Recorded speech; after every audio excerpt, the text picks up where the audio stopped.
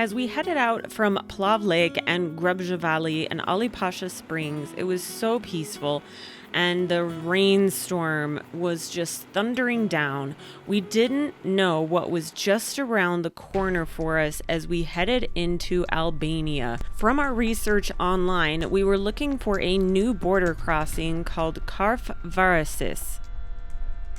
We didn't know that there were going to be so many mud puddles and potholes that we'd be dodging. There were a couple of spots where we almost got stuck in our car. Luckily, I have some off-roading experience, but I took it as a sign when we ended up on the side of a hill right next to a cemetery that it was time to get out of there. Luckily, our friend had her walking stick that we were able to then test mud puddles on the way back. I tell you what, it was like heaven sent. We got back on a regular road and headed back into Plav Lake and the Grubja Valley to go the long route into Albania to a different border crossing that wasn't new.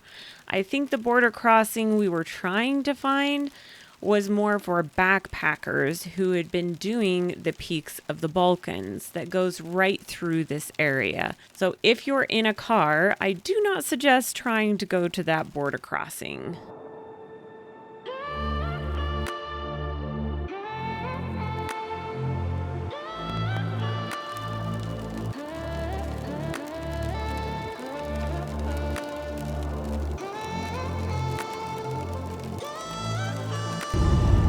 Man, I don't think I've ever talked about roads, the quality of them before, but I think we've said about 20 times we're on a smooth road now, and we are all just so grateful that we're on a smooth road.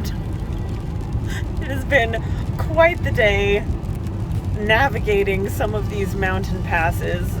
There are plenty of potholes. Ooh. Yeah, it's just you're dodging potholes for at least an hour.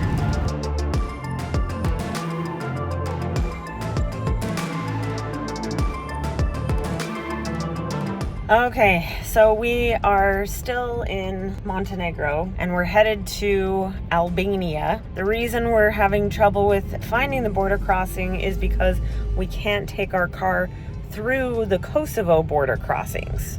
Because of various reasons.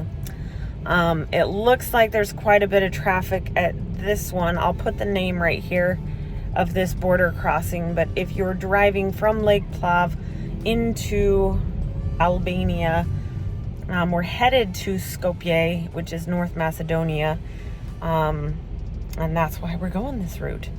So just navigating our way through these streets, and we'll see you on the other side because we don't want to get arrested.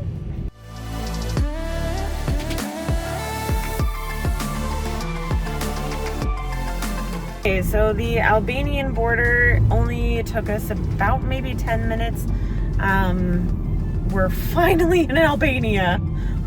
We're gonna stay in an ethnic farm in the middle of nowhere, really. That's why we're, I think, having so much trouble, but it's a unique place to stay on the way to Skopje. There's little pigs running on the side of the road. There are lakes everywhere, and the mountains are so different than Bosnia or Montenegro in their geological structures. So I will be switching with Dom here to drive through Albania and show you when we get to the farm and a little bit of the road along the way. I look up to the sky to remind me. I look left, I look right, behind me. Our peaceful drive was very short-lived. The storm clouds started to move in, the headlights came on, and then the rains came down. and it was just like the heavens cracked open. It got so dark. It was so rainy, the headlights didn't even work. We were driving up into these tall mountains, literally into a thundercloud that had lightning striking freeway near us, and it was too scary to turn around, but we ended up making it to the Ethno Farm.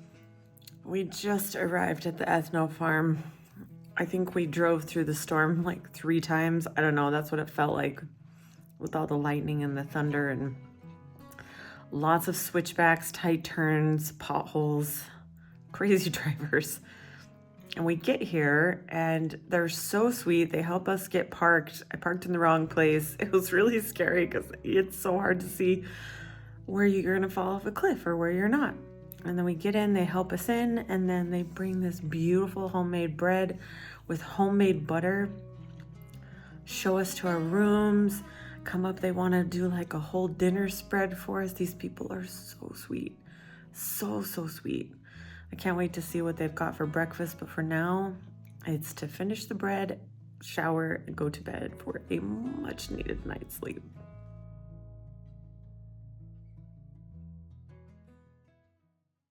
Good morning. We just woke up here at the Ethno Farm in Albania, in the middle of nowhere. The drive, I don't know how many times I can say it, but it was harrowing.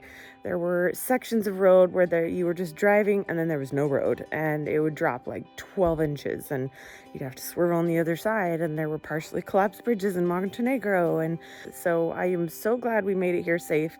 The hosts here are so kind, and the beds are probably the comfiest beds I've slept in since I've been in the Balkans. Not joking about that. They're just preparing breakfast for us.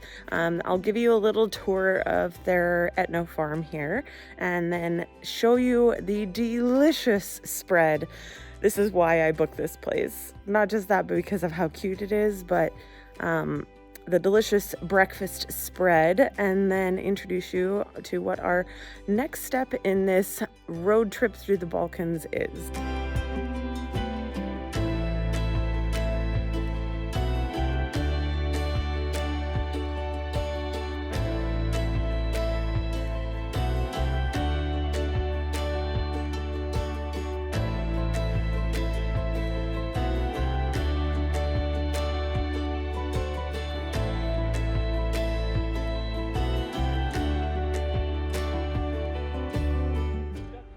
Hello, Tiger. No, you can't have my finger. This is Tiger. He's 7 months old. Yeah. You can see he is so cute. Oh, just got you peeing. Sorry.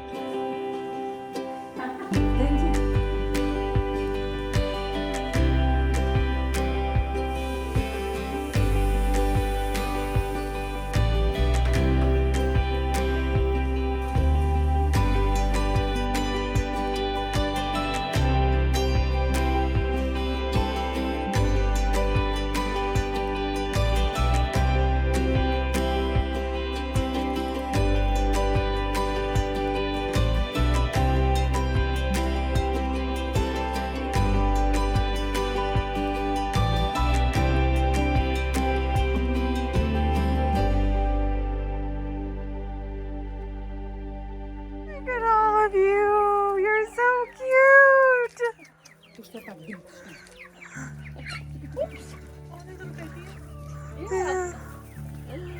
Oh, look at him.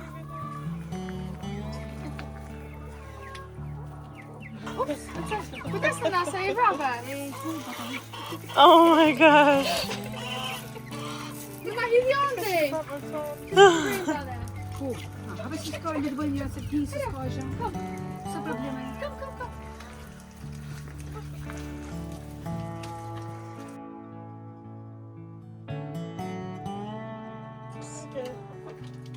Okay. Oh, there's 2 cows.